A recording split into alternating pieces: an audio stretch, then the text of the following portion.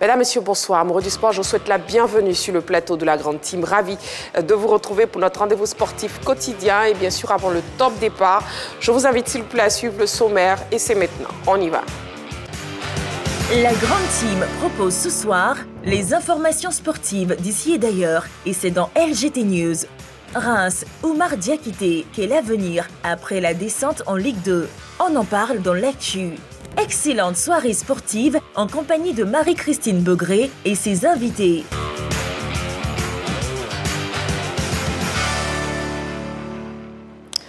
Voilà, c'est parti pour 90 minutes d'émission en direct en votre compagnie, amoureux du sport. La Grande Team, c'est chaque soir, donc du lundi au vendredi de 20h30 à 22h. La question LGT de ce soir, Reims, Oumar Diakité, quel avenir après la descente en Ligue 2?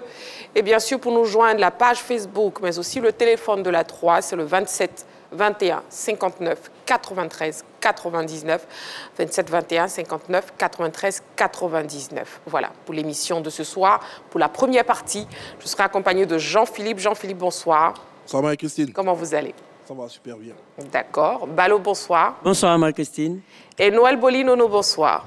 Marie-Christine, bonsoir. Voilà, bienvenue donc à vous, messieurs, bienvenue à vous aussi. Amoureux du sport, on démarre avec la première rubrique de cette émission que vous connaissez, c'est LGT News. On y va.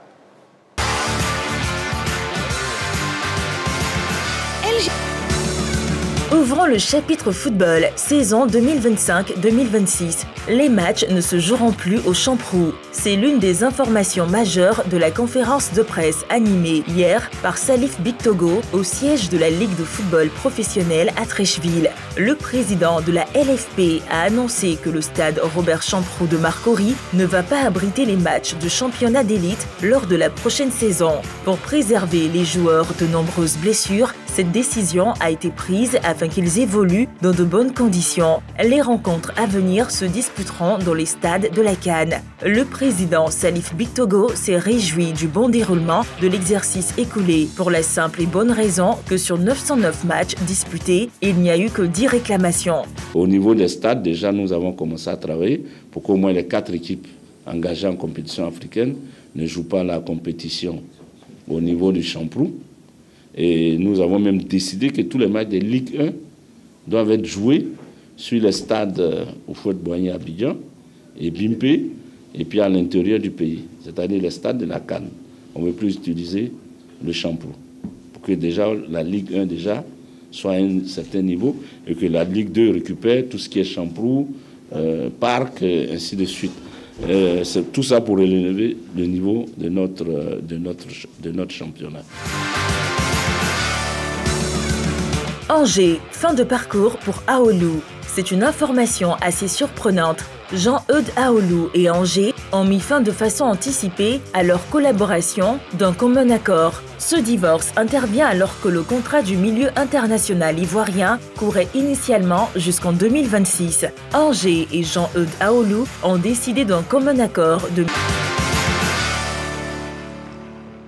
Voilà, nous sommes en direct sur la 3, donc ce mercredi soir jusqu'à 22h. Amoureux du sport, n'oubliez pas, vous pouvez donc nous joindre au 27 21 59 93 99 pour participer à l'émission de ce soir avec la question LGT. Reims, Oumar Diakité, quel avenir après la descente en Ligue 2? On commence maintenant avec le débrief des news et on parle de Modric à l'AC Milan et c'est officiel. Jean-Philippe, oui. Oui, Luka Modric s'est engagé pour l'instant verbalement avec l'AC Milan. Il a tout simplement décidé de partir en Lombardie du côté de la formation Rossoneri, Rouge et Noir de Milan, un club historique, deuxième club détenteur en termes de palmarès de la Ligue des champions européenne. Il faut le dire, Luka Modric est un joueur qui a toujours privilégié l'aspect sportif à l'aspect financier dans son parcours de sportif de très haut niveau. En tant que ballon d'or, il a eu des sollicitations des États-Unis d'Amérique, un moment annoncé du côté de l'Inter Miami de Lionel Messi et également du côté de l'Arabie Saoudite. Il a pour ambition d'envoyer la Croatie aux États-Unis en étant dans la meilleure. Milan AC, c'est une équipe qui a toujours su bonifier les joueurs d'un certain âge dont on disait qu'ils avaient un âge avancé pour pratiquer le football. Et là, on a l'impression qu'ils sortent de revenir à leurs fondamentaux. Luka Modric devrait, sans nul doute, je dirais, montrer de très belles choses là-bas. Mais il a demandé au Milan AC de pouvoir terminer le mondial des clubs aux États-Unis avec le Real Madrid avant de pouvoir passer tous les autres aspects de sa signature, la visite médicale, le contrat physique, mais il a donné son accord pour rejoindre le Milan AC. Le Milan AC, oui, Ballot, des informations complémentaires. Il faut ajouter que c'est partant sur la base d'un bilan, en tout cas très très intéressant, avec 593 rencontres, avec bien sûr 43 buts et 95 passes décisives. Pour moi, c'est monstrueux. Il en a fait une marque de fabrique, notamment avec son extérieur du pied, qu'il a pu mettre en évidence pour permettre au Real Madrid de passer un cap face à des équipes comme Chelsea pour aller remporter des Ligues des Champions. Des Ligues des Champions, on en a remporté beaucoup. Et justement, du côté du Milan AC, les perspectives s'annoncent tout aussi intéressantes avec des joueurs comme Rafael Leao qui, s'il reste au niveau du Milan AC, pourra permettre tout simplement au Milan de se rapprocher de la concurrence incarnée par l'équipe de Napoli, de Naples et de l'Inter de Milan qui donc caracole en ce qui concerne les titres de la Serie A en ce moment. Donc oui, il sera dans une équipe compétitive avec des joueurs en tout cas tout aussi talentueux. Donc ça s'annonce en tout cas quelque chose de bien. Ça s'annonce pour la fin de carrière de Luka Modric en ce qui concerne les clubs. En tout cas, c'est officiel, Luka Modric à l'AC Milan. Et puis fin de parcours, par contre, pour Aoulou à Angers, Noël Boli. Oui, enfin, Jean-Eudes Aoulou, c'est vrai que quand j'ai appris ça ce matin, ça m'a un petit peu scotché, hein, parce que Jean-Eudes Aoulou, c'est quand même, il a 31 ans, c'est vrai qu'il avait fait une bonne petite saison à Angers, et là, le club fait un communiqué en disant que Jean-Eudes sera libéré de sa dernière année de contrat. Enfin, c'est quasiment des choses qu'on voit rarement aujourd'hui, parce qu'en général, quand les joueurs arrivent en fin de contrat, on leur propose de re-signer pour notre sélection ivoirienne. Oui, Jean-Philippe. Non, mais ce qui est un peu plus gênant dans cette décision, c'est qu'il est blessé depuis le mois de mai 2025, une blessure au genou. Et on sait que c'est un élément essentiel pour un footballeur. Et là, il est blessé au genou depuis le mois de mai 2025. Et en juin, le club annonce une résiliation du contrat à l'amiable. Est-ce que cette résiliation ne cache pas une information sur sa blessure? Oui. On en saura peut-être plus, mais pour l'instant, d'après les informations que j'ai, il serait en discussion, pour ne pas dire son entourage, serait en discussion avec des clubs en Arabie Saoudite ou en Turquie. Voilà, peut-être qu'il se dirige vers cette zone, je dirais, du monde du football. Bon, comme je l'ai dit très souvent, ils ont d'excellents médecins. J'espère qu'ils vont pouvoir le remettre sur pied. Voilà, je trouve que c'est un peu inélégant cette manière de procéder, mais il faudrait peut-être qu'il communique un peu plus sur l'état de santé du joueur pour qu'on soit un peu rassuré quant à sa capacité à pouvoir revenir au très haut niveau. Effectivement, en tout cas, prompt rétablissement à Jean-Eudes Aoulou et bonne chance pour la suite. Une autre information pour vous, amoureux du sport. France, l'Olympique lyonnais relégué en Ligue 2. La Direction nationale de contrôle et de gestion a pris la décision de reléguer l'Olympique lyonnais en Ligue 2. L'annonce a été faite hier mardi par la Ligue de football professionnel. L'OL entend faire appel. Cependant, si cette rétrogradation venait à être confirmée, sa place en Ligue 1 sera réservée à Reims, battue lors des barrages Ligue 1, Ligue 2 par Metz. Oui, enfin, bon, pour l'instant, ils sont rétrogradés à titre conservatoire, c'est-à-dire que ce n'est pas définitif. Ils ont encore jusqu'à la mi-juillet pour rétablir la situation. C'est vrai que quand il y a eu la passation de pouvoir entre John Testor et Jean-Michel Aulas, l'ancien président de l'OL, il y a eu un déficit important. Bon, Testor avait plus ou moins annoncé à la DNCG, qui est le gendarme du football français, hein, comme quoi ils allaient combler ce gap financier. Ça n'a pas été le cas. Ils ont espéré sur le transfert de Cherki, malheureusement ce transfert, même si on estime que c'est un transfert qui était surprenant en termes économiques, hein, mais ce n'était pas suffisant pour combler ce vide-là. Et voilà, donc l'OL doit présenter des garanties financières importantes pour pouvoir conserver sa place en Ligue 1, sinon ce sera la confirmation de sa rétrogradation en Ligue 2.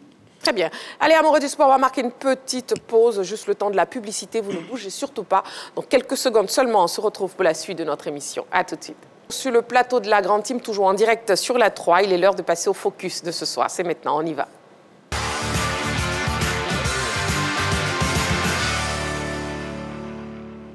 Et nous avons un invité ce soir, donc on échangera avec un combattant MMA. Il s'agit de Melej Yedo, titré dans plusieurs disciplines de combat, dont le kickboxing, le judo, la lutte et bien d'autres. Il vient de s'illustrer récemment en terminant champion MMA Ares Paris 2025. On le reçoit donc maintenant sur le plateau de la Grande Team.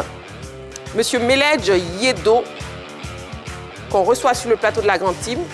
Oui, on vous laisse vous installer confortablement. Bonsoir. Avant de pouvoir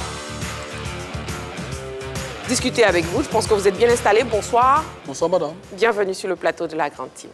Voilà. Alors déjà, félicitations encore pour votre brillante victoire. Et puis, comment vous vous sentez déjà après ce sacre? Je suis fier, je suis heureux. Je suis heureux de représenter la Côte d'Ivoire. Et tranquille. Je suis tranquille. On retient que vous êtes heureux, en tout cas. Voilà. Et qu'est-ce qui a permis fondamentalement de maîtriser justement le français Steve Nzaku? Il faut dire que j'ai usé de stratège parce que l'adversaire, il était très très prêt, très bien entraîné. Je dirais plus expérimenté que moi. Et il fallait utiliser la ruse, la stratégie militaire pour l'avoir. Et allez-y, Balo. oui, justement, c'est en parlant de ruse et de stratégie militaire, on veut savoir est-ce que vous avez plus usé de striking, c'est-à-dire l'utilisation des pieds, des poings, ou vous l'avez eu sur les projections au sol? D'abord, c'est quelqu'un qui maîtrise le sol. Son premier combat, il a battu son adversaire en 30 secondes au sol, pas une soumission. Et j'ai compris qu'il fallait aller en vitesse, en explos avec lui, pour le surprendre et l'attaquer en striking, dans ce que je maîtrise, en fait, le plus. Donc j'ai usé du striking, les pieds-points pour l'avoir. Finalement, on peut dire que c'est un très bon challenger parce que vous avez gagné par décision des juges arbitres. Effectivement, il est costaud, il faisait 113 kilos. Et il encaissait mes coups, il était préparé à encaisser mes coups. Et j'ai fait tout ce qu'il pouvait, mais il résistait, il était costaud, franchement. Finalement, vous avez réussi, en tout cas, félicitations. Merci, oui, Jean-Philippe. Yedo, en coulisses, on a eu échangé. Vous nous avez dit que vous avez pratiqué 11 disciplines au niveau des arts martiaux. Effectivement. C'est une véritable passion pour vous. Mais votre entrée au MMA, pourquoi, je dirais, est-ce peut-être si tardif? Premier combat à 37 ans, n'est-ce pas? À 36 ans. 36 ans, voilà. Qu'est-ce qui a retardé, je dirais, votre entrée dans cette discipline? Il faut dire que Yedo même n'est pas vite entré dans la scène des combats. J'ai commencé les compétitions en 2019. Je suis d'abord artiste martial depuis l'adolescence. Depuis 2004, je fais le Kung Fu. Et après le Kung Fu, j'ai intégré l'armée. J'ai fait 12 ans de service militaire, ce qui a fait que toute ma jeunesse, ma vigueur, je l'ai mise au service de mon pays. Donc, je n'ai pas vite commencé le combat, d'où une carrière amatrice au début. Et c'est récemment que j'ai explosé au MMA parce que j'ai pris mon temps de me construire dans d'autres disciplines, de compétir dans beaucoup de disciplines telles que le Kung Fu, le Sanda, le kickboxing, le Muay Thai, la lutte et tout ça. Et c'est tous ces ingrédients-là qu'on fait de moi un combattant MMA, un hybride. Très bien. Oui, Jean-Philippe. Vous avez un palmarès impressionnant au niveau des arts martiaux. Pêle-mêle, champion du monde 2024 de kickboxing, vice-champion d'Afrique 2022 en moins de 86 kilos, champion d'Afrique de l'Ouest en 2019 et 2022 en plus de 91 kilos, Wushu Sant, champion de Côte d'Ivoire en 2019-2022, Muay Thai, vice-champion d'Afrique 2024, plus de 91 kilos, champion de Côte d'Ivoire en 2022. Est-ce à dire aujourd'hui que le MMA est considéré par les athlètes des arts martiaux comme l'aboutissement de leur parcours dans les autres disciplines de ce domaine? Parce qu'on voit de plus en plus de champions des arts martiaux s'orienter vers cette discipline qui est le MMA. Effectivement, comme on le dit tantôt, le MMA, c'est un mix d'arts martiaux. Donc, c'est un cocktail d'arts martiaux. Et le plus fort sera forcément celui qui est fort dans plusieurs disciplines. Voilà, donc c'est un cocktail. Donc, il faut connaître beaucoup de choses. Il faut savoir frapper, soumettre, amener au sol. Donc, dans ce fait-là, il faut apprendre beaucoup de choses, comme le grappling et le striking. Merci. D'accord. Et Melej Yedo, quelles sont vos ambitions à court, à moyen et à long terme, s'il vous plaît?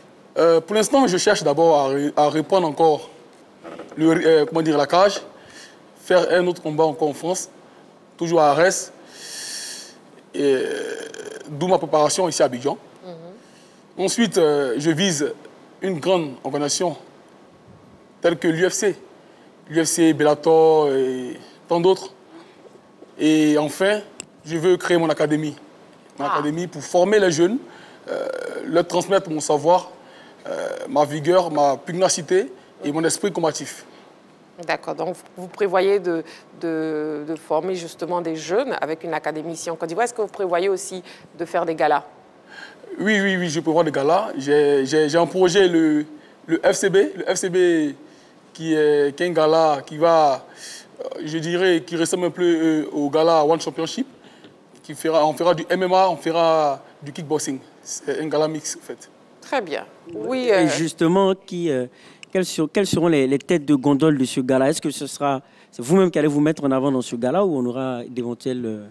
Dans la vie, il faut savoir se retirer. Voilà, avec l'âge, on ne va pas toujours continuer à combattre. À un moment donné, il faut évoluer selon le contexte. Si je deviens promoteur, je laisse la cage. Voilà, c'est comme ça qu'il faut évoluer. Donc, je vais laisser la cage et je serai promoteur, uniquement promoteur et formateur. Très bien. Noël Boli. Oui, en fait, j'avais une question parce que, pardon, on avait parlé tout à l'heure en coulisses et vous avez manifesté le besoin de pouvoir vous frotter à Ngannou. C'est un rêve qui peut devenir réalité ou c'est ce que vous espérez réellement? Franchement, depuis un moment, j'ai dit que je vais affronter Francis Ngannou. Peut-être que les gens ne me prennent pas au sérieux. Non, mais là, vous faites une annonce sur la 3. Oui. Peut-être qu'il va vous écouter. Moi, je veux Ngannou, je vais t'affronter. Franchement, je vais affronter Francis Ngannou. Ces points, je vais les sentir. Pas parce que j'aime prendre des points, mais je vais dire que je vais l'affronter. C'est un challenge, en fait. Ça sera un honneur pour moi, voilà, de l'affronter. Parce que voilà, j'aime les challenges, j'aime tout ce qui est fort, tout ce qui est difficile. Et c'est ma vie qui est comme ça. J'adore ça. Donc je vais l'affronter pour voir un peu, tester un peu, pour voir. D'accord. Donc on attendra donc de voir un combat Meledj Yedo et Francis Ngannou. Voilà. Allez, Meledj Yedo, votre mot de fin, s'il vous plaît. Mon mot de fin, c'est d'abord remercier la Côte d'Ivoire, remercier tous ceux qui me soutiennent, remercier mon coach, mon préparateur physique qui s'appelle Sylvain, de la W2S qui est en France, remercier tous les combattants et coachs ivoiriens et encourager la jeunesse à se concentrer sur le sport. Pourquoi? Parce que si la jeunesse est occupée à faire l'école et le sport, elle va éviter beaucoup de choses. Le sport, ça occupe. Ça occupe, ça canalise. Surtout les arts martiaux. Ça discipline. Et moi, ce qui a fait ma force, c'est la discipline. Donc, j'encourage la jeunesse à être disciplinée, à travailler durement. Tout est possible. Et je l'ai dit à Arès, j'ai dit que la porte est ouverte à tous les Ivoiriens. C'est possible qu'on arrive à ce niveau et les Ivoiriens pourront rentrer aussi à l'UFC un jour. Voilà. Très bien. Merci beaucoup, en tout cas, pour votre présence sur ce plateau. Meledj Yedo, grand combattant MMA. Merci beaucoup. Merci à vous, madame. Voilà. Allez, on va marquer une petite pause. Vous ne bougez surtout pas, amoureux du sport, dans quelques secondes seulement. On se retrouve pour la suite de notre émission. À tout de suite. Merci.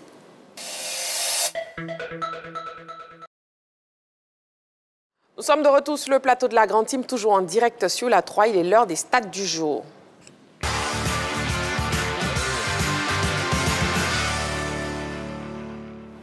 Nous avons été rejoints par coach Kouadio Georges. Bonsoir, coach. Bonsoir, notre toute belle. Comment vous allez? Ça va, merci. D'accord, ravi de vous avoir sur ce plateau. C'est le plaisir pour moi. Allez, les stats du jour. 3. L'attaquant palestinien du Al Ahly, Wissam Abou Ali, a marqué la Coupe du Monde des clubs 2025 en étant le seul joueur à inscrire un triplé. C'était face au FC Porto le 23 juin dernier. 0.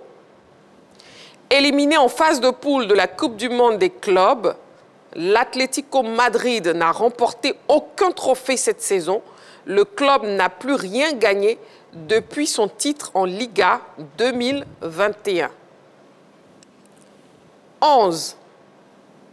Le Sénégal est la nation la plus titrée de l'afro-basket féminin avec 11 trophées. Il est suivi par le Nigeria et la République démocratique du Congo qui comptent respectivement 6 et 3 titres. Alors, quel commentaire déjà vous faites sur l'attaquant palestinien du Al Ahly, Balo? Oui, le commentaire qu'on fait, c'est que c'est déjà un attaquant prolifique depuis pas mal de temps avec l'équipe du Al-Ahly. Hein, en tout, depuis qu'il est présent dans ce club, c'est 35 buts en 57 matchs. Et dans cette rencontre, il faut dire qu'il y a eu un contexte qui s'est... Ce joueur, Wissam Abou Ali. C'est un très très bon joueur qui a eu un très bon parcours et après avoir marqué le premier but, et on lui donne le pénalty. Il faut avoir du cran pour pouvoir tirer ce pénalty. Il le tire et il le marque. Je pense que c'est un très très très très bon joueur, un joueur à suivre parce qu'il rentre aussi dans l'histoire. Il est d'une nationalité qui est particulière, c'est un Palestinien. Et jetons un regard maintenant, un regard global, je dirais, sur le parcours des équipes africaines dans cette Coupe du Monde des clubs. Jean-Philippe. Bon, je pense que pour l'instant, on est à la traîne, mais on dira qu'on n'a pas été globalement ridicule. Voilà, nous été la grosse défaite de, je crois, la Formation d'Espérance de Tunis qui avait perdu, non, le WAC qui a perdu 4-1 face à la Juventus. Voilà, je pense que les autres se sont pas mal débrouillés dans cette compétition. Ce n'est pas évident qu'on ait peut-être un représentant dans la suite de la compétition, mais ça fait partie de l'apprentissage du continent africain. Moi, je l'ai dit depuis de nombreuses années, notre Champions League est trop restrictive sur le continent africain. On se rend compte que les autres continents qui jouent beaucoup plus de matchs internationaux arrivent quand même à avoir un niveau assez élevé. La Copa Libertadores du côté de l'Amérique du Sud, compétition centenaire, concerne beaucoup de clubs au niveau de l'Amérique du Sud. La Ligue des champions européenne, on a vu la nouvelle formule aujourd'hui qui oblige les formations à jusqu'à 17 rencontres pour pouvoir soulever le titre. Alors que quand on vient au niveau de la Ligue des champions, c'est toujours les mêmes qui s'y retrouvent en termes d'exclusivité. 2 tours à élimination directe après la phase de groupe. Ensuite, on débarque au niveau des quarts de finale, demi et finale. Bon, je pense qu'il faudrait essayer de revoir cette formulation pour permettre à un maximum de clubs de pouvoir participer à ces compétitions. 2 représentants maximum par pays, c'est très peu. Il faut aller un peu au-delà. Je pense que la Confédération africaine de football doit tirer des leçons de notre participation à cette compétition et essayer de rendre les clubs plus compétitifs déjà à travers nos compétitions locales, nos compétitions continentales. Noël Boli, oui. Enfin, je ne savais pas que c'était le nombre de matchs qui rendrait les équipes compétitives. Après, bon, ça, je viens de l'apprendre. Mais en tout cas, moi, je ne suis pas heureux parce que franchement, ça n'a pas été glorieux. Ça n'a vraiment pas été glorieux. Bon, je ne veux pas nous comparer aux équipes européennes parce que, bon, c'est vrai qu'elles ont des structures beaucoup plus élaborées que les nôtres. Mais en tout cas, contre les équipes sud-américaines, franchement, on aurait pu mieux négocier certains matchs. Moi, j'ai regardé les matchs. On a fait preuve de trop de naïveté.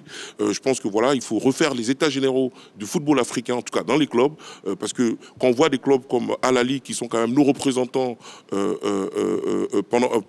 lors de ces Coupes du Monde, on voit un petit peu le travail qu'elles ont fourni. Franchement, c'est pas glorieux. Je pense qu'à un moment donné, il faut revoir un certain nombre de choses. Il faut retravailler, il faut se reconcentrer. Il faut prendre des joueurs beaucoup plus talentueux, parce qu'en plus, ces clubs-là ont des structures beaucoup plus importantes pour effectuer justement un bon travail. Donc voilà, je crois qu'il faut revoir faut remettre tout sur la table et puis repenser notre football, parce que c'est pas normal qu'on arrive en Coupe du Monde et qu'on soit aussi ridicule.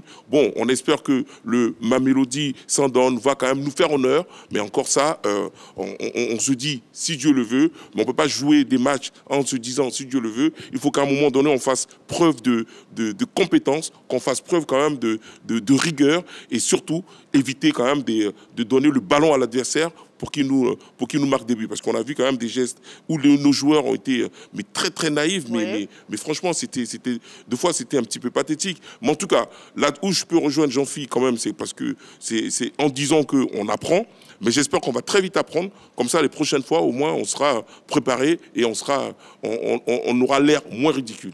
Moins ridicule, d'accord. Donc le parcours des équipes africaines, justement, oui, coach Kwadjo Georges, dans cette Coupe du Monde des clubs. Il faut dire qu'en Afrique, il faut qu'on travaille. Mais travailler, il faut une certaine organisation. Il faut organiser les clubs.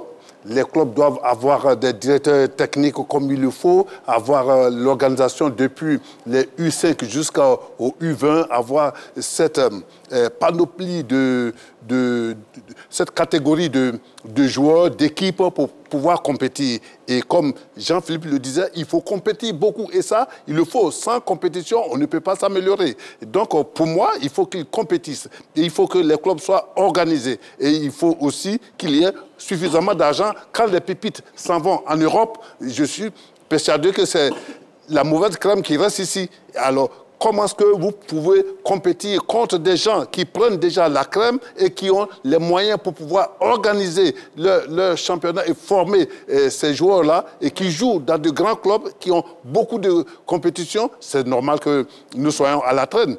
C'est normal que nous soyons à la traîne. Il faut pouvoir les aider. Il faut pouvoir aider ce football africain à s'organiser, à voir ce qu'il faut pour que nous avancions. L'argent, les hommes, l'organisation qu'il faut.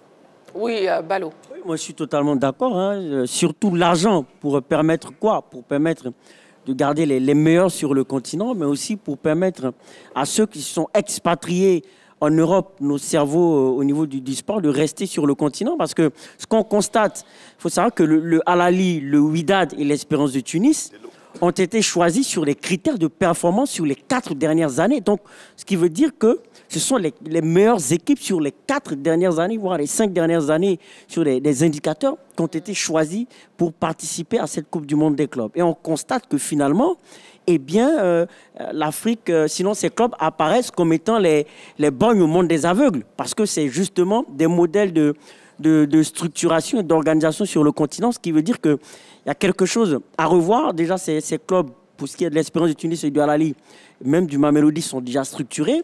Mais pour moi, il faut encore accroître la compétitivité en termes de qualité de joueurs. Je pense que c'est là qu'on pourra rivaliser avec des clubs comme Botafogo, comme Palmeiras, qui n'ont pas les moyens des clubs européens, mais qui en termes de vivier de joueurs, mais sincèrement, c'est quelque chose de magnifique. Donc pour moi, le problème de ces clubs qui sont organisés et structurés, qui sont des modèles du genre sur notre continent, eh bien, pour moi, c'est la qualité des joueurs. Il faut pouvoir attirer les meilleurs d'Europe et empêcher les meilleurs d'ici d'aller en Europe. D'accord. Le Mamelodi Sundowns vient d'être éliminé. Ah, bah oui, non, mais ce que je disais, Marie-Christine, c'est que c'est vrai que bon, j'ai un petit peu jeté comme ça mon désarroi, mais c'est vrai qu'on a quand même des qualités, on a des très bons joueurs, mais il faut... Moi, en fait, je veux dire, les clubs de l'Afrique du Nord ont quand même les moyens de conserver leurs joueurs. La preuve, il y a beaucoup de joueurs qui sont conservés dans leur championnat. Maintenant, quand on se frotte à ce qui se fait de mieux au monde, bah, on s'aperçoit qu'on a encore vraiment beaucoup de boulot, quoi. Mais en tout cas, voilà, donc on n'a plus de représentants. On n'a plus de représentants. C'est bien dommage. C'est bien dommage. Oui, Jean-Philippe. C'est vrai que c'est le premier point au niveau des chiffres, mais c'est très important. Je pense que même peut-être que ça devrait faire l'objet d'un sujet. Mais comme je le disais tantôt concernant la compétitivité des clubs africains, par rapport à ce qui se passe de mieux dans le monde, voilà, notamment en Europe, on a constaté même que l'organisation des compétitions est très développée chez les dames et chez les plus jeunes. Il y a la Youth League qui permet aux jeunes de ces clubs-là même déjà d'être très compétitifs et d'être prêts à intégrer les équipes premières sans que ces compétitions majeures-là ne prennent un coup au niveau je dirais, de leur attrait. Et bon, je le dis, il y a beaucoup de moyens au niveau du continent africain. À preuve, la Confédération africaine de football vient de décider d'augmenter les subventions à l'endroit des fédérations. Et dernièrement, sous la houlette du président Motsepe, du docteur Motsepe, il y a eu une réévaluation également des cagnottes dans les compétitions continentales. C'est à encourager, il faut aller au-delà. Moi, je dis qu'il faut revoir la formule de la compétition. Trop de zones, trop de clubs, trop de nations sont exclues à terme de cette compétition. Vous ne pouvez pas organiser une compétition où pendant de nombreuses années, ce sont les mêmes qui se trouvent en phase de groupe, les mêmes zones géographiques, les mêmes équipes. Il faut essayer de plus démocratiser la compétition. Pour tout simplement permettre... Et puis, on a l'afro-basket féminin qui débute bientôt le mois prochain, justement, à Abidjan. Le Sénégal est-il le favori pour vos ballots? Oui, justement, l'une des équipes favorites. Parce que, voilà, on reçoit la compétition. La Côte d'Ivoire, c'est une nation qui compte. Mais on va dire pourquoi est-ce que le Sénégal est parmi les équipes favorites. Déjà, c'est l'équipe la plus titrée, 11 titres. Et en plus de cela, il faut savoir qu'elle a eu un succès récent dans cette compétition. En 2023, elle a terminé vice-championne de la compétition de l'afro-basket, avec des joueuses qui apparaissent comme étant les meilleures marqueuses de l'histoire de l'afro-basket féminin. Hein, Astou Traoré, qui est la meilleure marqueuse de l'histoire de l'afro-basket. Donc, on constate qu'à titre individuel et à titre collectif de par le palmarès, eh bien, le Sénégal montre de grandes potentialités. Donc, oui, c'est une équipe qui compte, mais on ose espérer que la Côte d'Ivoire aussi aura son mot à dire. Et quelles sont les chances justement de la sélection ivoirienne, Jean-Philippe? Ah ben écoutez, une petite confidence qui a été faite par le président de la fédération. Il a eu le coup de fil du président de la fédération nigériane du football qui lui a dit mais attention, on vous voit venir, vous les Ivoiriens, vous êtes en train de mettre en place un roster, c'est-à-dire une équipe qui fait peur. Et il faut dire que le Nigeria est la championne d'Afrique en titre. Et le problème du Nigeria, c'est que cette équipe a des difficultés pour trouver des sparring partners. Voilà, c'est le grand favori de cette compétition. Bien évidemment, derrière arrive le Sénégal. Mais je ne pense pas que la Côte d'Ivoire va montrer un piètre visage parce que les filles sont déjà à pied d'œuvre depuis 3 semaines ici à Abidjan. Elles vont s'envoler bientôt voilà, pour aller poursuivre leur stage d'entraînement. La fédération va bien évidemment communiquer sur ces différents éléments. Oui. Et il faut dire que la fédération ivoirienne de basketball, en tout cas, a fait le rappel de presque toutes les meilleures joueuses ivoiriennes qui évoluent à travers le monde, avec la présence d'une Américaine qui va être l'étoilée de l'équipe normalement. Okay. Donc je pense qu'on a énormément de chances. Il faut dire que l'objectif pour la Côte d'Ivoire serait pour la première fois de monter sur un podium dans cette compétition féminine. Et pourquoi pas, la petite venant en mangeant, peut-être, de conserver le titre ici. Oui, l'actu c'est maintenant la question LGT. Reims, Oumar Diakité, quel avenir après la descente en Ligue 2? Et n'oubliez pas, le téléphone est ouvert, le 27 21 59 93 99, mais aussi vous avez la page Facebook de la 3. Alors qu'il a été écarté de la sélection ivoirienne récemment en raison d'un déficit de temps de jeu et de performances décevantes, Oumar Diakité a vu en plus son club, le Stade de Reims, relégué en Ligue 2 française. L'attaquant ivoirien doit-il continuer son aventure avec les Rouges et Blancs ou tenter un nouveau challenge? On ouvre le débat après ce sujet préparé par la rédaction. On regarde. Voilà, et bien sûr, avant d'ouvrir le débat, on regarde l'affiche et les performances d'Oumar Diakité cette saison. L'affiche et les performances d'Oumar Diakité. Oui, il est né le 20 décembre 2003 à Bingerville. Il est ivoirien, il évolue au poste d'attaquant. Il a évolué à l'ASEC Mimosa, au RB Salzbourg, à Liefering en prêt. Il est au Stade de Reims en ce moment avec 21 sélections et 5 buts pour un palmarès connu de tous, la Coupe d'Afrique des Nations 2023. Et cette saison, il a disputé 33 matchs pour 21 titularisations avec un temps de jeu de 1953 minutes pour seulement 4 buts, une passe, 7 cartons jaunes et 0 carton rouge. 7 cartons jaunes et 0 carton rouge. La question LGT, Reims, Oumar Diakité, quel avenir après la descente en Ligue 2? On va commencer avec coach Kouadio Georges. Oumar Diakité est un très bon joueur, mais sauf que ces derniers temps, il a été dans un club comme Reims qui n'a pas pu se maintenir en première division. Sauf que Reims aussi attend la situation de l'OL. Coach Kouadio Georges, juste un instant, juste le temps de prendre l'appelant pour que vous puissiez bien argumenter après, s'il vous plaît. Très heureux. Nous avons M.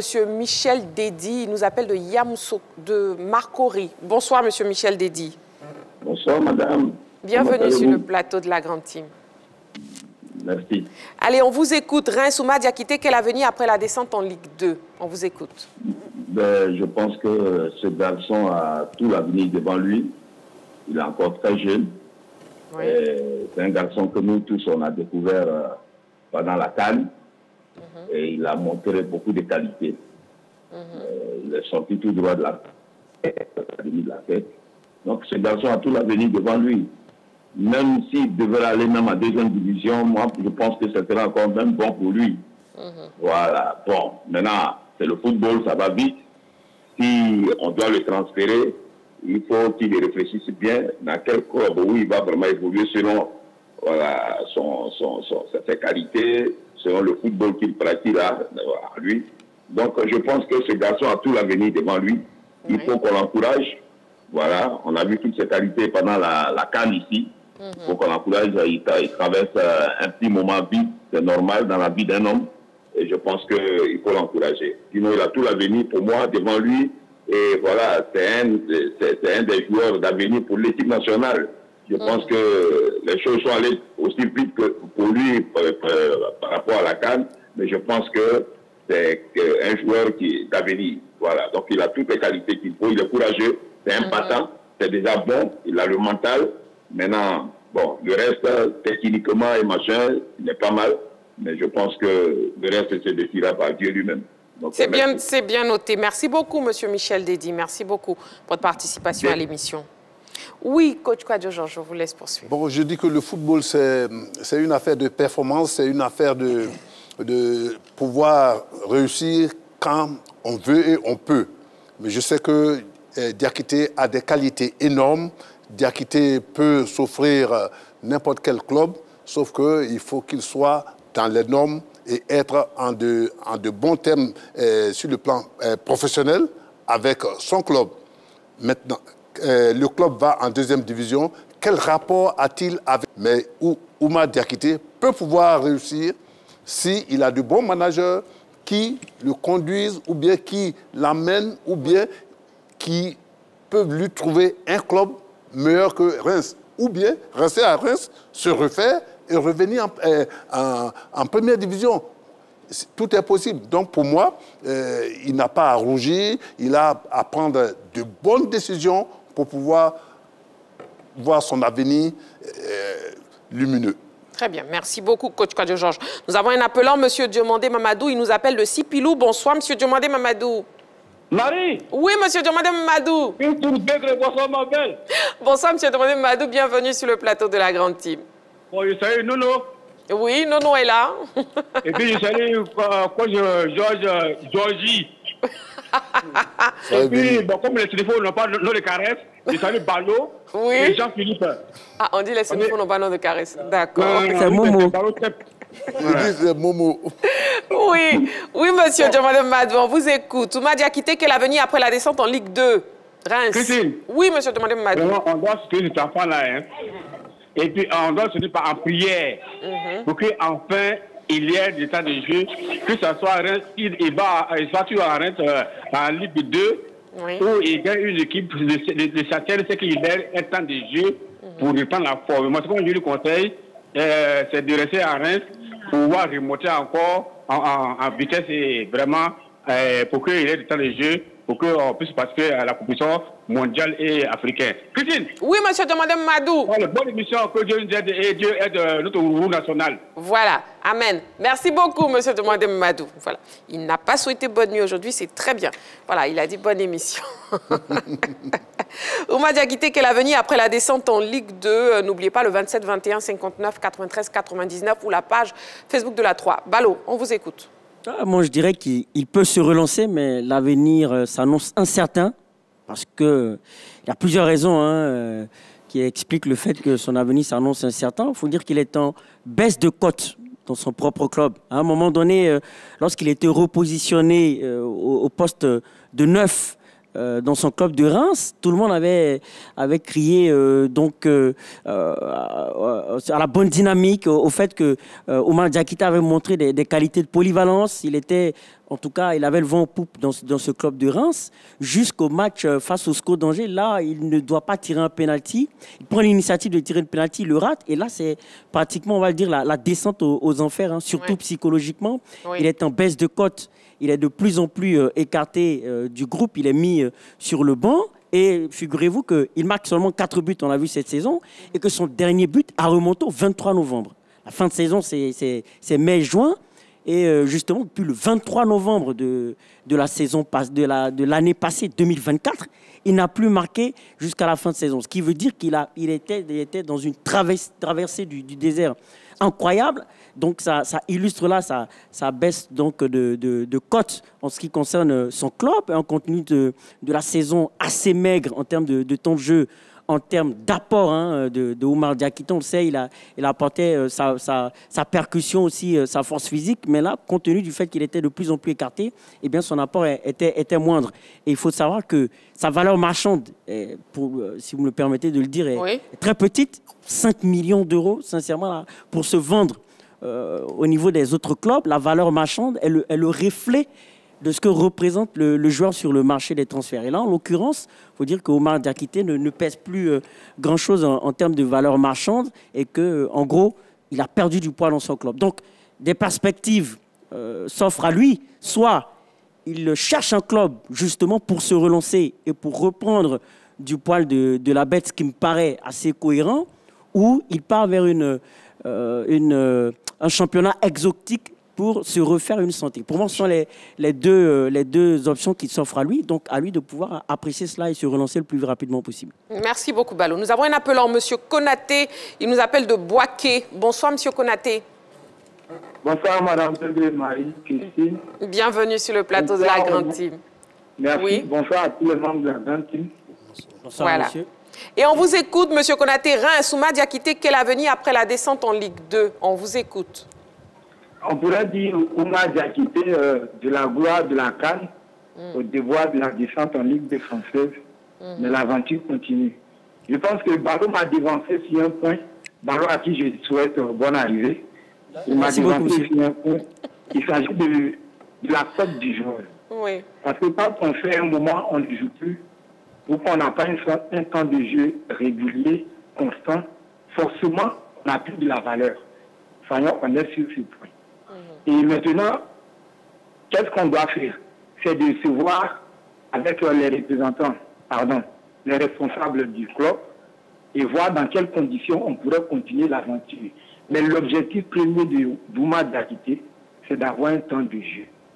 C'est d'être compétitif. Si le club ne va pas lui permettre, peu importe la division, que ce soit en D2 ou en Ligue 1 française, peu importe où dans un autre pays, peu importe le niveau, mais il va falloir qu'il se relance parce que sa cote a baissé. Sa valeur marchande n'est plus au niveau. Donc il va falloir qu'il soit qu'il accepte de se trouver un challenge modeste où il va se donner l'objectif d'être beaucoup plus compétitif et beaucoup plus performant, maintenant s'ouvrant les portes d'un avenir beaucoup plus glorieux, vu que son âge lui permet quand même de repartir pour mieux sauter, c'est-à-dire reculer et mieux sauter. Voilà un peu pour moi ce que Oumar Diakité doit privilégier. Un temps de jeu, la performance, pour s'ouvrir d'autres portes dans un autre championnat ou des clubs de haut niveau. Voilà mon avis. Je salue le col Quadio Georges. D'accord. Les analyses me plaisent beaucoup. Merci beaucoup, M. Konaté. Merci beaucoup à vous pour votre participation à l'émission, M. Konaté, qui nous appelait donc de Boaké, Reims, Oumar Diakité. Quel avenir après la descente en Ligue 2? Noël Boli. Nono, on vous écoute. Bah écoutez, pour l'instant, son avenir s'inscrit encore à Reims, parce que bon, il est quand même sous contrat jusqu'en 2028, faut pas quand même l'oublier, donc il est encore sous contrat. Maintenant, après une telle saison, avec 4 buts, une passe décisive en 33 matchs, il ne risque pas d'affoler le marché des transferts. Il faut qu'on se le dise clairement, il ne risque pas d'affoler le marché des transferts. Maintenant, si moi, je veux donner un point de vue par rapport à sa situation, je dirais simplement, il y gagnerait même à rester à Reims. Parce que c'est un club qu'il connaît, il maîtrise l'environnement, il maîtrise les coachs, même s'il y a un nouveau coach belge qui est arrivé récemment, son ancien coach passe second, donc ça peut être un avantage pour lui pour encore progresser et pourquoi pas se refaire, ce qu'on dit, le jargon footballistique, se refaire la cerise. D'accord, c'est-à-dire prendre de la confiance, emmagasiner les buts, parce qu'il n'a que 21 ans, ne nous l'oublions pas, il n'est pas vieux, il n'a que 21 ans, donc il a le temps de rebondir dans un club qu'il maîtrise, qu'il connaît, et à partir de là, il pourra éventuellement se vendre l'année prochaine. Mais partir sous des telles conditions, je trouve que ça risque de faire un petit peu, ça risque d'être très compliqué pour lui, parce qu'il ne sort pas d'une bonne saison, et en plus de ça, il est loin d'être en confiance. Donc pour moi, il gagnera à rester dans son club, à plutôt privilégier la stabilité, de là à refaire, à regagner ses stats, parce que Oumar Diakité, cette année, c'est quand même 2 mois et demi où il était quasiment pas dans le groupe, et c'est pas normal. Il était quasiment pas dans le groupe. Balo l'a rappelé à juste titre, que son dernier but remonte en novembre 2024. Ça fait quand même beaucoup pour un joueur qui est attaquant. En plus, il a été repositionné avant-centre. Donc moi, je pense qu'il y gagnerait vraiment à rester à Reims, de se refaire la santé, de remarquer les buts, de reprendre la confiance. Parce que même en Ligue 2, c'est pas grave, parce qu'il a que 21 ans. On a vu un garçon comme Crasso qui était au PFC et qui a brillé. Ouais. D'accord? Donc Omar Diakité peut faire la même chose et briller, marquer ses buts. Et à ce moment-là, il va attirer les lumières vers lui, mais partir dans un autre club, dans un autre défi, parce qu'il sort quand même, on va dire, d'une année considérée comme un échec. Ce serait mal jugé, comment dire, le monde du football. Donc pour moi, Omar Diakité gagnerait à rester à Reims. Il n'a que 21 ans, il a le temps. Il a le temps à lui de se remettre au travail, de revoir ce qui a marché, ce qui n'a pas marché, pour pouvoir progresser. Merci beaucoup, Noël Boli. Omar Diakité, quel avenir après la descente en Ligue 2 de Reims? Jean-Philippe, on vous écoute, s'il vous plaît. Mais écoutez, j'ai fait quelques recherches et je pense qu'il a quand même la cote sur le marché des transferts parce que les clubs que je vois ici, Hambourg, Young Boys, Crystal Palace, Olympique de Marseille, sont les équipes qui sont venues à l'information et qui veulent essayer de pousser un peu plus. Oui. Et aussi paradoxal que cela puisse paraître, je pense que sa perte de valeur, puisque l'année passée, la valeur de son contrat était estimée à 7 millions d'euros, cette année à 5. Sa perte de valeur a mis un coup de projecteur sur sa personne, parce que bon, plusieurs clubs estiment que pour un garçon de 21 ans, sa valeur serait assez abordable. Et ces équipes que j'ai citées là, je pense, sont dans une prospective avec le garçon, se disant qu'il a 21 ans. Donc, c'est un jeune à pas faire. Si on acquiert un garçon qui a joué autant de rencontres en Ligue 1 à ce prix assez bas et qu'on lui donne suffisamment de temps pour s'exprimer, il pourra pourquoi pas montrer de très belles choses. Pour moi, il est parti d'un championnat de France. Il a montré de quoi est-ce qu'il était capable. Je trouve que l'environnement dans lequel il a baigné ces dernières semaines n'était pas un environnement assez sain au niveau de Reims. Quand une équipe est en train de lutter comme ça pour ne pas descendre au niveau de la Ligue 2, quand elle se permet de vendre ses atouts les meilleurs, notamment les défenseurs ivoiriens Agbadou et autres, oui, je ne pense pas que cette équipe-là montre une certaine ambition déjà au niveau de ces championnats. Elle avait un très bon entraîneur qu'elle a finalement libéré, je crois Will Steele. Voilà. Et ensuite, elle est rentrée dans un engrenage avec du personnel local. Je pense que tout ça a contribué un peu à, je dirais, mettre un vent d'insécurité sportive au niveau même du club. Aujourd'hui, on a un garçon qui est en perspective de participer à une Coupe du Monde 2026. Combien de joueurs du Stade de Reims sont internationaux en cette perspective-là? S'il doit rester là-bas et qu'il a des offres, par exemple, d'un club comme Marseille, ou même à l'entraînement, je pense qu'il peut apprendre auprès de certains. S'il décide de rester à Reims en Ligue 2, que ça se passe mal, il se ferme également la porte de l'équipe nationale. Donc le pari pour lui est double quand on parle de rester à Reims. Maintenant, si Reims est sauvé administrativement avec le cas lyonnais, que le club reste en Ligue 1, pourquoi pas, avec le nouvel entraîneur, sur un nouveau projet, je ne serais pas contre. Mais si c'est pour rester dans un club qui vous a traité ainsi et qui se retrouve en Ligue 2, parce que Doël l'a dit, il a fait 2 mois et demi à la maison. On a voulu le faire passer pour l'un des problèmes du club. Il a fait 2 mois et demi, le club n'a pas pu se sauver. Donc si un tel club aujourd'hui se retrouve en Ligue 2, que j'ai la possibilité de rester dans une ligue majeure, que ce soit en Allemagne, en Angleterre ou même en France, mais je ne vais pas hésiter. Moi, je demande aux garçons tout simplement de bien regarder les offres. Et puis, c'est à lui d'essayer de réécrire une nouvelle page de sa vie sportive, parce que vous pouvez ne pas être dans les bonnes conditions mentales sur une saison et puis l'année prochaine rebondir. Donc, c'est à lui maintenant de faire un travail sur lui-même. Et puis, avec la perspective de la Coupe du Monde et son retour en équipe nationale, de se donner à fond dans le club où il va évoluer. Mais pour moi, personnellement, je pense que Reims, dans de telles conditions, des conditions dans lesquelles il a joué l'année dernière, ça ne vaut pas la peine. Merci Jean-Philippe. Nous avons un appelant, monsieur Ipou Jean-Baptiste, il nous appelle de Boaké. Bonsoir, monsieur. Bonsoir, Marie-Christine. Bienvenue sur le plateau de la Grande Team. Merci beaucoup. Bonsoir, la team. Bonsoir, monsieur. Voilà, on vous écoute. Reims, Omar Diakité, quel avenir après la descente en Ligue 2? Moi, je pense que Omar Diakité a encore de l'avenir. C'est un garçon talentueux. Le problème de Omar Diakité, nous l'avons connu en tant qu'ailier droit. Oui. Mais l'entraîneur, le coach de Reims veut le mettre comme attaquant de pointe, alors que ce n'est pas son registre. Voilà pourquoi Omar Diakité a des difficultés. Si on le laisse, avec le nouvel entraîneur qui est arrivé, si on le laisse sur son côté de prédilection, Omar Diakité va rebondir et vous allez le voir. Je suis certain que le championnat qui va commencer là, il va se faire parler de lui. Maintenant, je souhaite même que s'il ne se sent pas à l'aise à Reims, qu'il parte ailleurs. Parce que si à Reims on ne te considère pas, la carrière d'un footballeur est très courte. Il ne faut pas qu'il reste là pendant quelques années, puis il va complètement disparaître. Il faut qu'il se cherche ailleurs pour pouvoir revenir à la hauteur. Très bien.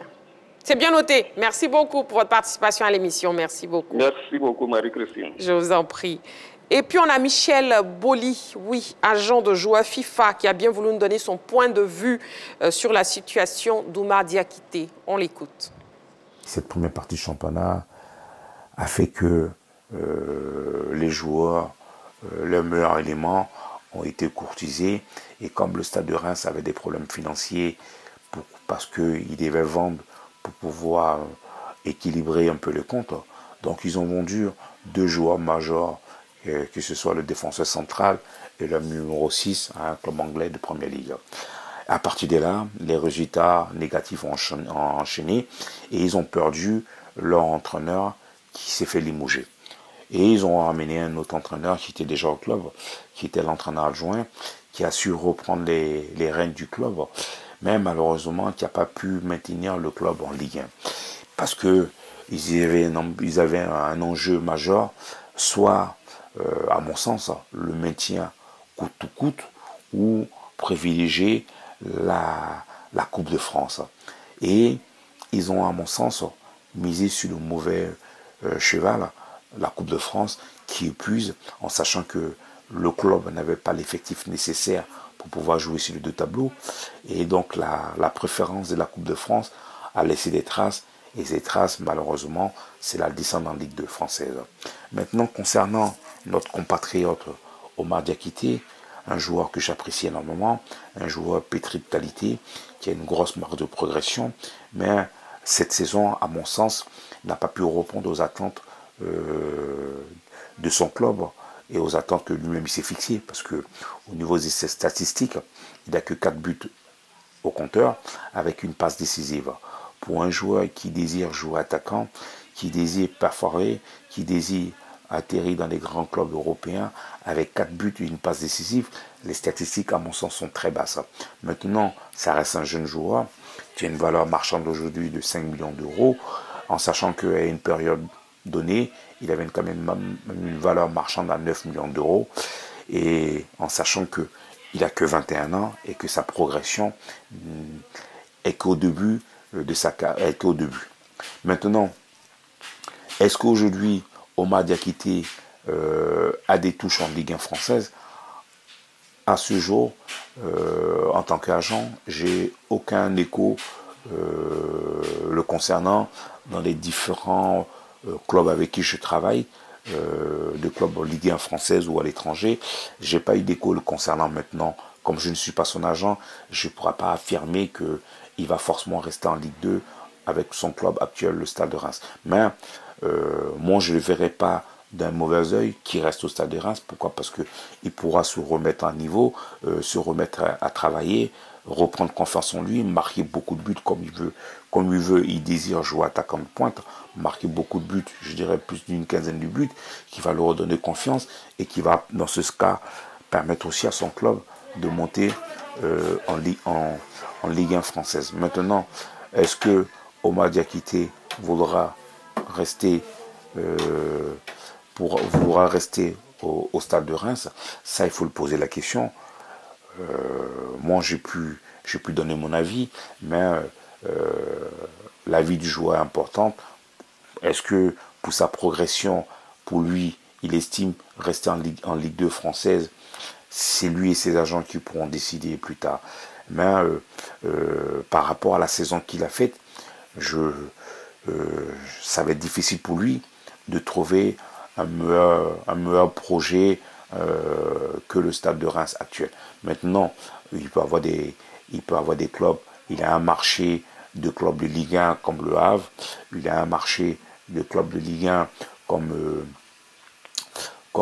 Lens, comme Angers, qui pourront peut-être l'enrôler en prêt, parce que je ne vois pas ces clubs-là payer aujourd'hui 5 millions d'euros ou 6 millions d'euros de transfert, en sachant qu'il y a des grosses difficultés financières dans ces différents clubs. Donc, est-ce que pour moi, à mon sens, je pense que ce serait bien qu'il continue avec le club de Reims en Ligue 2, ou s'il y a l'opportunité d'aller en Ligue 1, mais on sera tous ravis pour lui. Maintenant, la décision finale et l'opportunité, si elle se présente, je pense qu'il la saisira d'aller en Ligue 1. Maintenant, si ce n'est pas le cas, qu'il retrousse les manches et se concentre sur sa saison pour pouvoir tout casser et puis permettre à son club de remonter en Ligue 1 et lui en même temps pour se mettre en avant par rapport à ses statistiques et pour attirer peut-être, si Dieu le veut, dans un futur proche, meilleure possibilité que le Stade de Reims. Mais encore, tout dépend de ce qu'il compte faire et tout dépend de son travail et du résultat escompté à la fin de la saison prochaine. Voilà. Je vous remercie. Je vous souhaite une bonne fin de soirée. Merci, au revoir. Voilà, merci beaucoup donc à Michel Boli, agent de joueur FIFA, qui a bien voulu donc donner son point de vue sur la situation d'Ouma Diakité. Et puis, bon, messieurs, une dernière question hein, avant de terminer ce sujet. Déjà vu la concurrence au niveau de l'attaque des éléphants. Est-ce que vous pensez qu'Ouma Diakité est toujours dans les plans de Faye? Coach Kouadio Georges? Mais je pense qu'il doit être dans les plans de Faye, parce que c'est un très bon joueur, comme je le dis, et il a fait une bonne CAN. Aujourd'hui, il traverse un petit désert. Ce n'est pas pour cela que le coach va le mettre à l'écart. Au contraire, c'est maintenant qu'il doit le ramener, parler avec lui, le remonter, parce que Ouma Diakité, s'il se reprend, c'est un très bon joueur. Il n'a qu'à changer un tout petit peu, mais tout dépend de l'entraîneur qu'il va recevoir. Mais pour ma part, le coach n'a aucun intérêt à le mettre à l'écart, de marcher encore sur son moral. Il en souffre terriblement. Il ne faudrait pas qu'il vienne encore en rajouter. Oui, Balo? Oui, moi je pense que selon le sélectionneur, les critères ont évolué. Il a dit, les critères n'ont pas changé. Les critères initiaux étaient donc la performance et le temps de jeu. Mais maintenant, eh bien, le sélectionneur nous a rappelé qu'en plus de ces deux critères, il y a aussi l'expérience. Donc, dans l'expérience, on sous-entend qu'il y a aussi la connaissance de l'environnement, l'ancienneté. Et justement, ce critère-là correspond au profil d'Ouma Diakité, certes en difficulté en termes de performance et de temps de jeu, mais il a l'expérience, il a été champion d'Afrique avec cette équipe de surcroît décisif, il connaît bien l'environnement, il connaît le groupe, il s'est bien intégré. Donc, partant de ce fait-là, pour moi, à minima, il peut espérer une sélection. Pas forcément une titularisation donc dans le 11 de départ sur les prochaines échéances, mais à minima, une sélection. Partant du fait que voilà, il y a un nouveau, il y a de nouveaux critères. Voilà. Jean-Philippe. Mais écoutez, Marie-Christine, moi je regarde les ailiers aujourd'hui au niveau de l'équipe nationale de Côte d'Ivoire.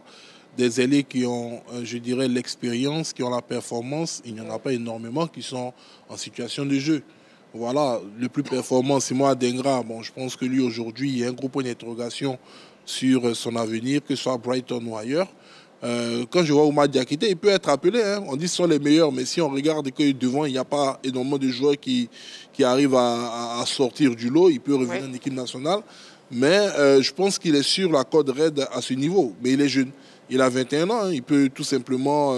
je ne lui souhaite pas manquer une grande compétition et puis revenir plus tard. C'est à lui simplement de travailler et puis d'être dans un environnement qui va lui permettre d'être beaucoup plus serein au niveau de l'équipe nationale. Moi, je le dis à titre personnel, il faut qu'il fasse évoluer un peu son jeu. Voilà, on a vu qu'il s'emballe un peu trop. Voilà, son jeu paraît souvent un peu brouillon. Et je pense qu'il faudrait qu'il se discipline un peu plus. Il est dans un environnement professionnel où là-bas, je pense qu'on est un peu carré en faisant les choses. Il faut qu'il essaie d'être un peu plus carré, entre guillemets, pour pourquoi pas progresser. Oui, on termine avec Noël Boli. Oui, enfin, il est toujours sélectionnable. Hein. Je veux dire, le coach pensera toujours à lui s'il y a possibilité de l'appeler. Il n'y a pas de raison qu'on ne l'appelle pas, parce que ça reste quand même un joueur toujours sélectionnable. Maintenant, après, c'est le lot des grandes équipes. Hein. Je veux dire, la concurrence règne toujours. Le coach prendra toujours celui qu'il trouve meilleur. Malheureusement, hein, c'est le haut niveau. Hein. Donc, à lui de hisser son niveau, à lui de montrer qu'il est à la hauteur. Puis en ce moment-là, je pense qu'il sera sélectionné. Là-dessus, il n'y a aucun problème. Maintenant, c'est la compétition. Je veux dire, tout le monde se bat pour obtenir une place au soleil. Bah, lui, de se battre pour obtenir sa place au soleil, quoi. C'est pas, je veux dire, sa place n'est pas conservée comme ça, malgré ses performances. Non, parce que entre-temps, il y en a qui brillent aussi. Hein, vous savez, il y en a qui brillent, il y en a qui font des bonnes prestations. Donc forcément, le sélectionneur a aussi un regard sur ces gens-là. C'est vrai qu'il bénéficie un peu d'ancienneté, il faut le dire, parce qu'il a quand même la maîtrise du groupe. Donc on a parlé de l'environnement. Pour moi, c'est important pour un joueur de maîtriser son environnement. C'est pour ça que je ne le vois pas partir de Reims, parce qu'un environnement, c'est trop important. Parce que vous savez, quand on arrive dans un nouveau club, deux fois on met 2-3 mois avant de s'adapter. Donc voilà, comme il maîtrise l'environnement, ça peut être un facteur important pour lui, pour qu'on puisse l'appeler si jamais il est en ballottage avec un autre joueur. Donc voilà, pour moi, il est toujours sélectionnable, à lui de rehausser son niveau de jeu, puis pourquoi pas, il reviendra en sélection, il n'y a pas de souci. Et le public sportif s'est aussi prononcé donc, sur la question LGT de ce soir et on l'écoute. On y va. C'est mieux qu'il change de club où il pourra mieux s'adapter et puis performer pour qu'on l'appelle en sélection, quoi. Parce qu'actuellement, il n'est pas trop en forme. Donc on ne l'a pas appelé récemment. Donc s'il peut trouver un autre club où il peut vraiment starter, comme ça, on va l'appeler en sélection pour qu'il continue de progresser dans sa carrière. C'est vrai qu'après la CAN, il performait de temps en temps en club, mais il n'était pas le pionnier de son club. Donc ce n'est pas vraiment lui qui est à la base de leur descente en Ligue 2. Il pense plus que c'est le club en entier. Donc s'il descend, pour lui, c'est mieux qu'il se trouve un autre club où il essaiera d'être un peu plus important, marquer beaucoup, quoi. Un attaquant, s'il ne marque pas, le remplace, on met un autre. Sinon, après la CAN, il était beaucoup titularisé. Voilà, il marquait de temps en temps, mais après, il a régressé. Donc je pense que c'est pour ça qu'ils l'ont fait descendre un peu en titulaire, quoi, et en titulaire pas trop régulier. Que ce club est relégué, je ne pense pas que lutter la montée, c'est bon pour lui. Donc c'est mieux qu'il change de club, qu'il se trouve un club dans une première division, peu importe le championnat, où il pourra starter, comme ça il sera en forme. Je pense vraiment qu'il doit rester à Reims, voilà, pour mieux performer, c'est-à-dire participer à la montée de son équipe la saison prochaine. Après la CAN, ça a été difficile vu qu'il y a eu un joueur plus performant sur son côté qui a pris de la place, qui s'est intégré, donc ça a dû changer les plans de l'entraîneur qui a mis ce joueur-là sur le terrain et puis il a laissé Ouma sur le banc. Cette année, je crois bien qu'il ne doit pas normalement aller avec l'équipe en Ligue 2 parce que pour le joueur du niveau qu'il a, normalement il ne doit pas être en Ligue 2. Je pense qu'il aura d'autres propositions avec d'autres clubs et il aura le temps de se rattraper et montrer ses performances, remonter encore son niveau pour qu'il soit rappelé encore en équipe nationale. Vu le titre qu'il a remporté l'année passée et les performances qu'il a eues l'année passée, actuellement c'est vrai qu'au niveau de son club, il a quelques petits pépins avec le nouveau coach, mais je pense qu'il mérite de jouer parce qu'on a vu son dernier match avec le club, qu'on a joué le dernier match. Je pense qu'il a donné tout, il a montré que c'était un joueur de qualité, mais qu'il manquait de temps de jeu. Mais je pense qu'avec le temps à venir ici, il a la chance d'être appelé par une équipe de haut niveau, avec un coach qui peut lui faire confiance. Je pense qu'il peut remonter la pente et puis, voilà, qui sait, se retrouver encore en équipe nationale. Il essaie d'être, disons, un acteur majeur, disons, pour la montée en Ligue 1, ou bien, bon, il essaie de partir rebondir ailleurs. Parce que, bon, soit il va continuer à descendre, et puis, bon, on l'a vu durant le dernier rassemblement, ils n'ont pas appelé.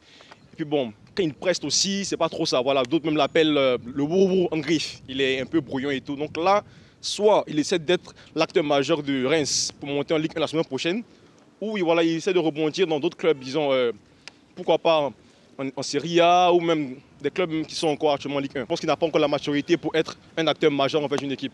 Donc soit il essaye de rester encore à Reims pour prendre encore une expérience et voilà.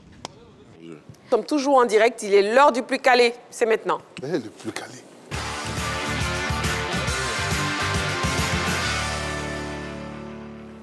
Alors, coach Kwadjoja, j'espère que vous êtes prêts ce soir. Oui, on est prêt pour être le plus calé. D'accord, ok, c'est bien noté. Ce soir, le plus calé spécial football anglais. On y va, première question, messieurs, à vos ardoises, s'il vous plaît. Qui est l'actuel sélectionneur de l'équipe nationale d'Angleterre? A. Thomas Tuchel. B. Stuart Pearce. C. Gareth Southgate. A, B ou C? Ben, c'est facile pour vous. La réponse A, effectivement. Thomas Tourelle, nommé le 16 octobre 2024 en remplacement de Gareth Southgate, et il est le 3e sélectionneur étranger de l'Angleterre après Sven-Göran Eriksson et Fabio Capello. Deuxième question. Combien de titres de champion d'Angleterre compte Nottingham Forest? A, 0. B, 1. C, 2. Combien de titres de champion d'Angleterre compte Nottingham Forest? A, B ou C? Messieurs, à vos ardoises. La réponse C pour tout le monde. Coach Kwadjo, c'est quoi ce 0 là? C'est 0, il n'en a pas. On dit A, B ou C? Autant pour moi. Donc 0, pour vous, c'est la réponse A. Ouais. La bonne réponse, c'est la réponse B. B. 1. Nottingham Forest a remporté son seul titre de champion d'Angleterre en 1978.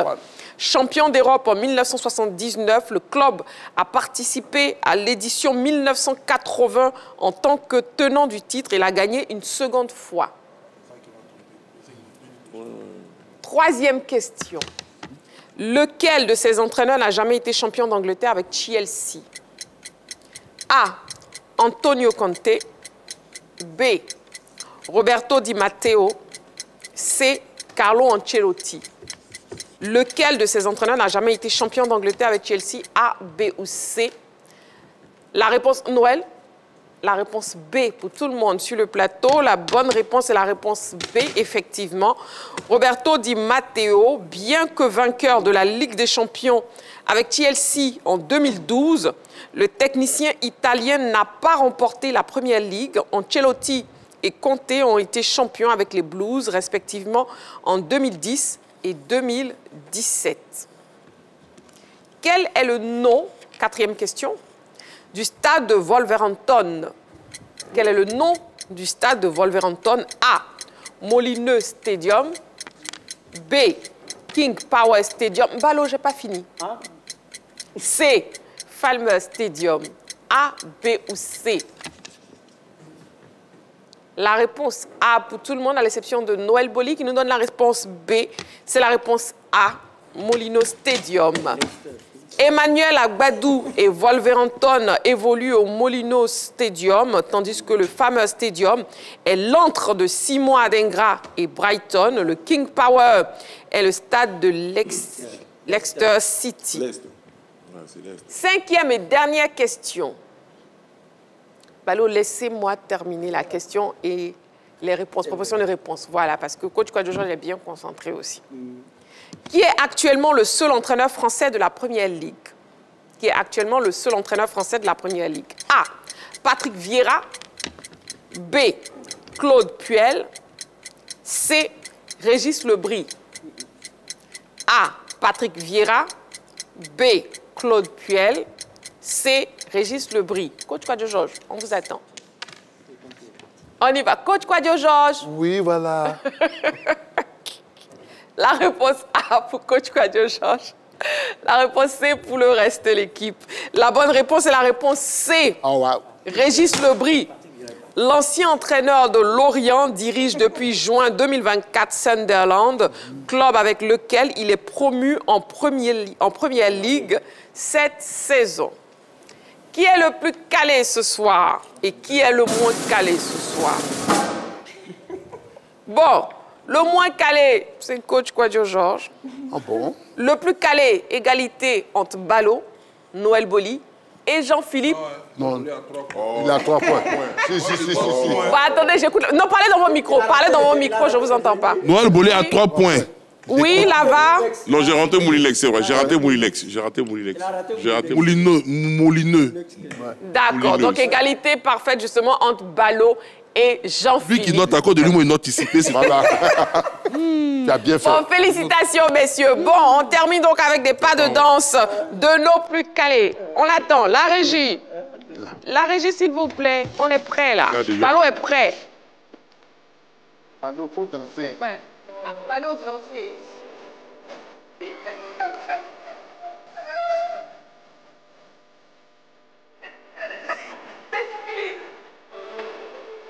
Bon, montrez Jean-Philippe, il va danser. Montrez Jean-Philippe à l'autre tête. Le Real est fâché.